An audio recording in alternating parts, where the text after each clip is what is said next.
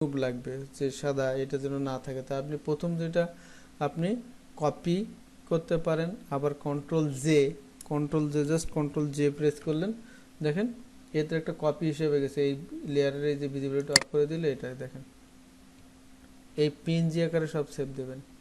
PNG আকারে এটা গেল, এই একটা ওয়ে গেল। আর একটা হচ্ছে কি দেখেন, এটা লকটা ছাড়াই নেবেন, নেওয়ার পরে আপনি এই অ্যাক্টিভটা আবার অন করে নিলেন। এখানে অ্যাক্টিভটা অন করে নিয়ে আপনি কি করলেন যে এইখানে যে সিলেকশনটা এখানে জুতাটা আছে, এখন আপনি এরকম কন্ট্রোল জে দিয়ে কপি করবেন না, ধরেন এটা করবেনই না আপনি, এই কাজটা করবেনই না আপনি। হ্যাঁ, এখন এই অবস্থা আছে, জাস্ট লকটা এখান থেকে ক্লিক করে, লকটা এরকম লক থাকে, ক্লিক করলে জাস্ট ক্লিক করলে লকটা চলে যায়। সিলেক্ট করার পর আপনি কোন যে জুতো সিলেক্ট করছেন সুন্দর, এবার আপনার সাদা পিক্সেলগুলো বা এইগুলো ডিলিট করবেন। তো এটা তো সিলেক্ট এইটা আছে, জাস্ট সিলেকশনটা উল্টে দেবো। এখন সিলেকশনটা উল্টে দিলে কী হবে, এটা বাদে তাহলে সাদা পিক্সেলগুলো সিলেক্ট হবে, সেটা কী হবে, সিলেকশনে গিয়ে ইনভার্স দিয়ে দেখেন এখন এই যে হোয়াইট পিক্সেলগুলো এখন সিলেক্ট হয়েছে।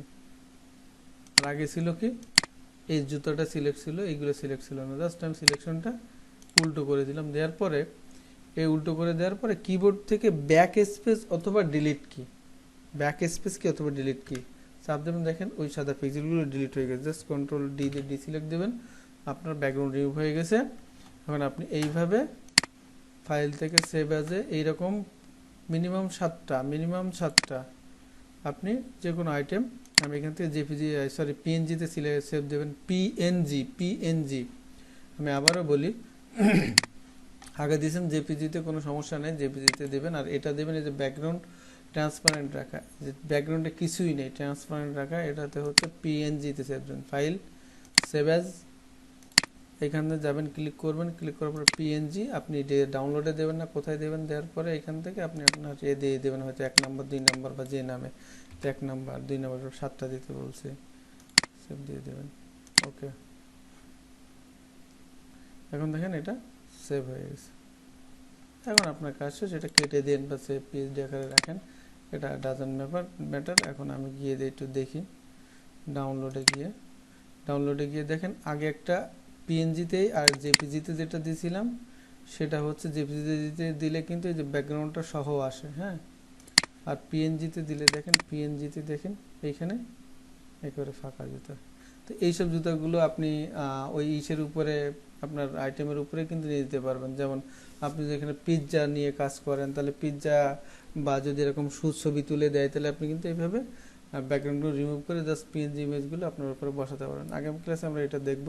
তো এইরকম পিএনজি করে আপনাকে 7টা কাজ করতে হবে, এবং সেগুলো আপনি গুগল থেকে আপনার পছন্দ মতো নেবেন। জুতা নেন বা যা নেন, আপনার যেগুলো সুবিধা হয় সেগুলো, বা হচ্ছে জামা নেন বা হচ্ছে যা নেন না কেন এগুলো। আর হচ্ছে এটা হচ্ছে জেপিজি আকারে সেভ দিবেন, জেপিজি আকারে সেভ দিয়ে পোস্ট করবেন, ওইটাতেও 7টা অবশ্যই পোস্ট করবেন।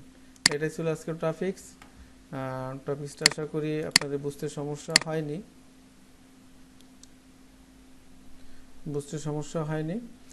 আর হচ্ছে যারা নিয়মিত কাজ জমা দিচ্ছেন না, তাদের কিন্তু আমি ধরবো।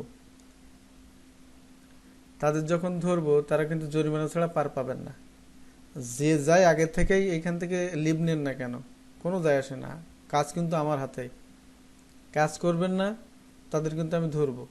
ধরলে কিন্তু তখন জরিমানা দেয়াই লাগবে, মানে কোর্সের মতো আর একটা জরিমানা চলে আসবে কিন্তু।